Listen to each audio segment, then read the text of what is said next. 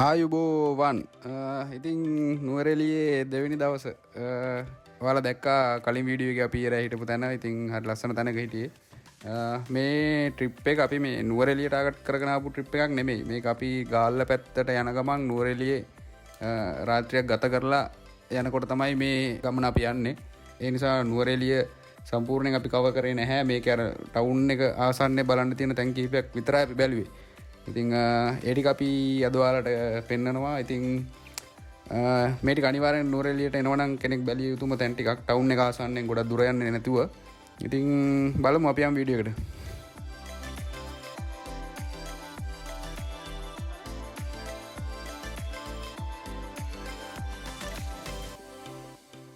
අපේ පළවෙනි තැන උනේ හෝලි ට්‍රිනිටි චර්ච්.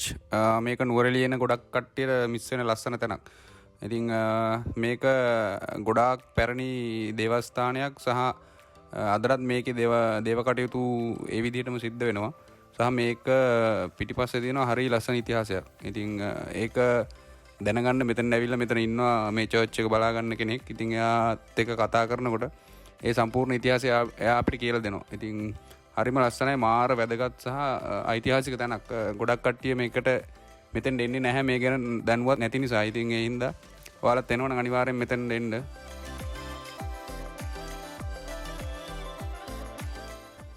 දේවස්ථානයේ ඇතුළත වීඩියෝ කරන්න අපිට අවසර නැහැ. ඉතින් ඒ හින්දා ඔයාලට ඇතුළ පෙන්වන්න විදිහක් නැහැ.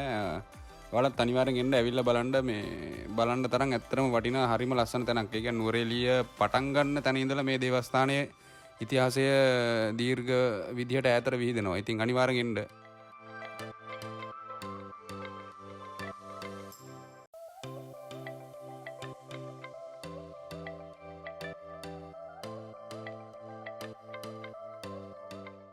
අපි ඊළඟට ගියා ඊගල්ස් view point ශාන්තිපුර.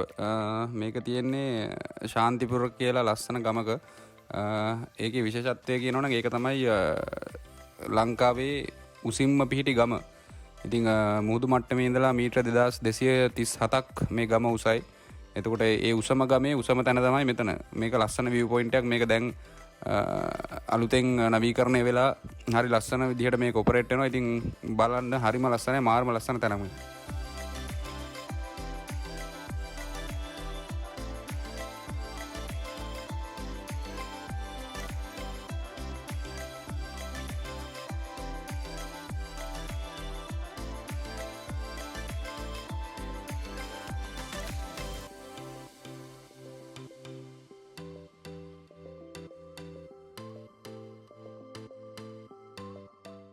ඒ වගේම මෙතන බැරිස්ටා ෂොප් එකක් තියෙනවා. ඉතින් ඔයාලට ඇවිල්ලා බැරිස්ටා කොෆි එකක් එන්ජොයි කරනවා නම් ඒවා කරන්න පුළුවන්.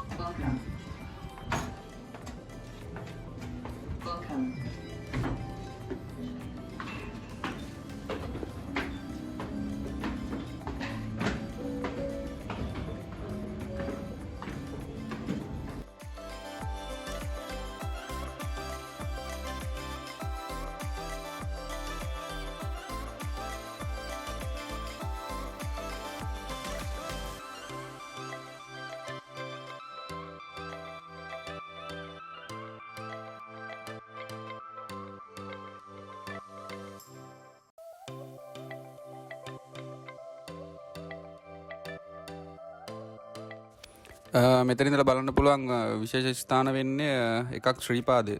මේ ඇතින් පේන්නේ ශ්‍රීපාද ස්ථානය.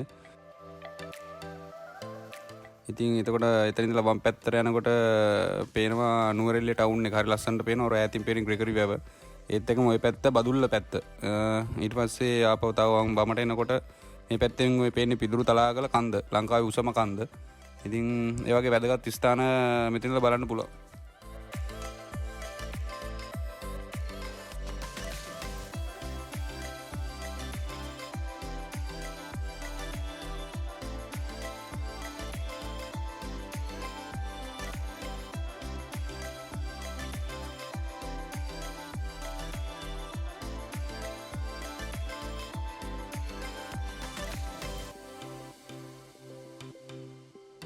ඊට පස්සේ අපි ටවුන් එකට ආව. ටවුන් එකේ ඊට පස්සේ අපි බලපු ඊළඟ තැන තමයි පෝස්ට් ඔෆිස්.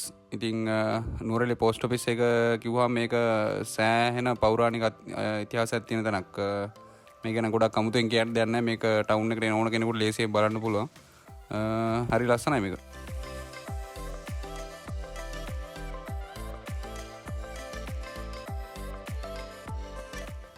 පෞගි දවස්වල හොටෙල් එකක් කරන්න ගොඩක් උත්සාහ කරේ මේ තැන. ඉතින් බලන්න හොටෙල් එකක් විදිහට දකින්නට වඩා මේ විදිහට දකින්නකොට මේ කොච්චර ලස්සනද.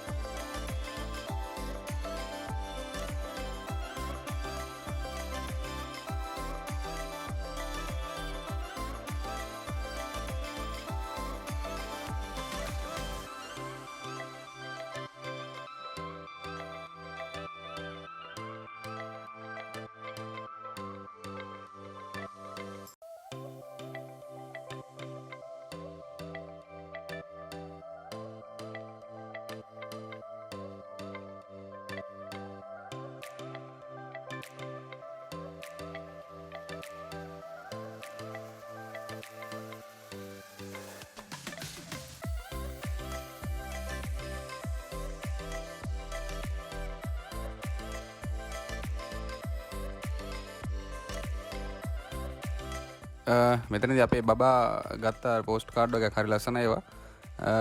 ඊට පස්සේ එයාට හොරෙන් එයාට පොඩි සර්ප්‍රයිස් එකක් දෙන්න කියලා අපි මේ පෝස්ට් කාඩ් එක හරි ලස්සන එකක්.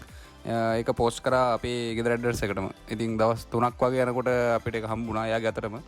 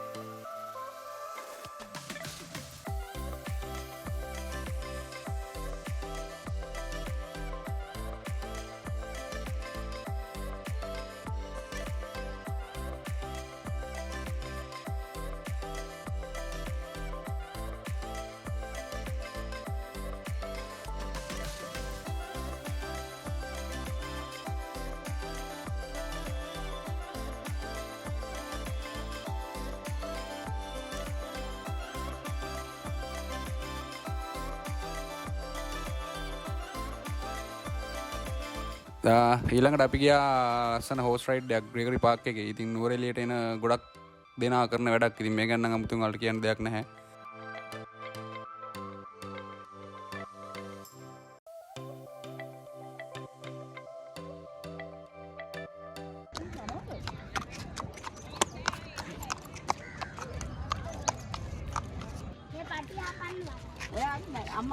මෙයා පිරිමි සතෙක් කොල්ලෙක්. මෙයාගේ නම රොකට් මෑන්.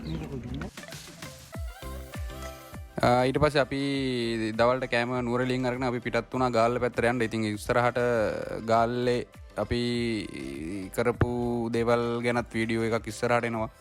අපි මාදුගඟේ ගියා ලස්සන බෝට් රයිඩ් එකක්. ඉතින් ඒකත් අපි ඔයාලට ඉස්සරහට පෙන්නන්න. ඉතින් අපි එන අදට ගිහිල්ලා එන්න. ඔයාලට ජය වේවා.